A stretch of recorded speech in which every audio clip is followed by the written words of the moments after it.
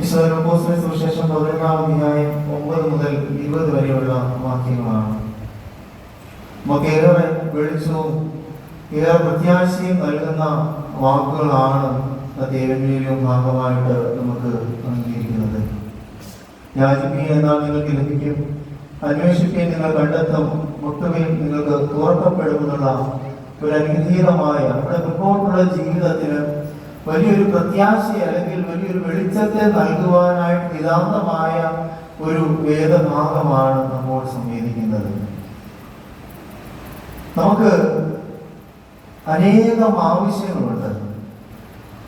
മനുഷ്യ ജീവിതത്തിൽ ആവശ്യങ്ങൾക്ക് ഒരിക്കലും പൂർത്തിയില്ല. ഓരോ മനുഷ്യന്റെ ജീവിതത്തിലും ഓരോ ഭവനത്തിലായിക്കോട്ടെ, എൻ്റെ നിങ്ങളുടെയൊക്കെ ജീവിതത്തിലാണെങ്കിൽ ആവശ്യങ്ങൾ ഇങ്ങനെ നിറവേറി അങ്ങനെ കൂടി ഇങ്ങനെ വരികയാണ്, ഒന്നിനു പിറകെ ഒന്നായിട്ട്. ഒരു തൃപ്തിയില്ലാത്ത ആവശ്യങ്ങൾ നമ്മുടെ ജീവിതത്തിലേക്ക് കടന്നു വരുമ്പോൾ ഈ വേദഭാഗം കൊണ്ട് ഉദ്ദേശിക്കുന്നത് എന്താണ് എന്ന് നാം ഒന്ന് ചിന്തിക്കണം. ഒന്നാമതായി യാചിക്കുവാനായിട്ടാണ് ഈശോദാൻ നമ്മോട് സംസാരിക്കുന്നത്. അതിന് കൂടെ തന്നെ കൂട്ടിച്ചേർക്കുന്ന പ്രാർത്ഥനയുടെ 3 തലങ്ങളാണ്. പ്രാർത്ഥനയുടെ 3 തലങ്ങളാണ് ഈ വേദഭാഗം എന്ന് പറയുന്നത്. യാചിപ്പീൻ എന്നാൽ നിങ്ങൾ ലഭിക്കും, അതിനെ കൂടെ ചേർത്തിക്കൊണ്ട് അന്വേഷിപ്പീൻ കണ്ടെത്തുമെന്ന് കൂടിയാണ് പ്രത്യേകമായി പറയുന്നത്.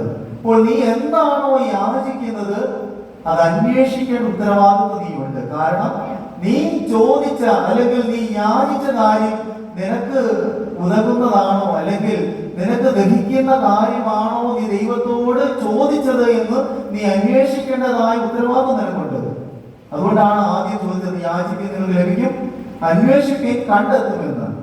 ഈ വേദഭാഗത്തിന്റെ 5 മുതലുള്ള വാക്യങ്ങൾ നാം ചിന്തിക്കുമ്പോൾ മനസ്സിലാകും. ഒരു സ്നേഹിതന്റെ അടുത്ത് എന്ന് മറ്റൊരു സ്നേഹിതൻ വരികയാണ്.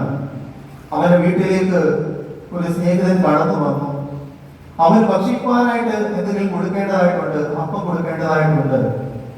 ആയതിനാൽ നീ എനിക്ക് അതിന് തരണം എന്നും പറഞ്ഞുകൊണ്ടാണ് ഈ ഭവനത്തിലേക്ക് ഈ സ്നേഹിതൻ കടന്നു വരുന്നത്. എന്നാൽ ആ സ്നേഹിതൻ കിടന്നുറങ്ങുന്ന സമയമാണ്. അവൻ പറയുകയാണ്, ഞാൻ വാതിൽ അടച്ചിരിക്കുകയാണ്, എന്റെ പൈതങ്ങൾ ഇവിടെ കിടന്ന് ഉറങ്ങുകയാണ്, ആയതിനാൽ എനിക്ക് ഇപ്പോൾ കടന്നു വരുവാനായിട്ട് ഒരു നിർവാഹവും ഇല്ല എന്നാണ് ആ സ്നേഹിതൻ അവന്റെ സ്നേഹിതനോട് പറയുന്നത്.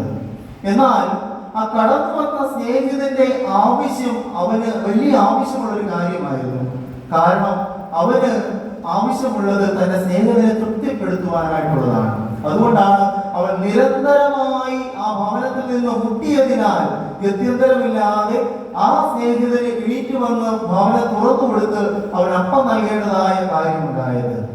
അതുകൊണ്ട് ആണ് യേശുദാൻ നമ്മോട് സംസാരിക്കുന്നത്, നീ മുട്ടിക്കൊണ്ടേയിരിക്കണം, നീ യാചിച്ചുകൊണ്ടേയിരിക്കണം, നീ യാചിച്ചു കൊള്ളുവാനായിട്ട് നീ ഒരുക്കമുള്ളവരായി തീരണം എന്ന് ആ വേദഭാഗം നമ്മളോട് സംസാരിക്കുന്നത്. നീ എന്ത് യാചിച്ചോ അതിന്റെ ഒരു പുനരന്വേഷണം നമ്മുടെ ജീവിതത്തിന് ആവശ്യമാണ്. ദൈവസന്നിധിയിൽ നമ്മുടെ എല്ലാ ആവശ്യങ്ങളുണ്ട്.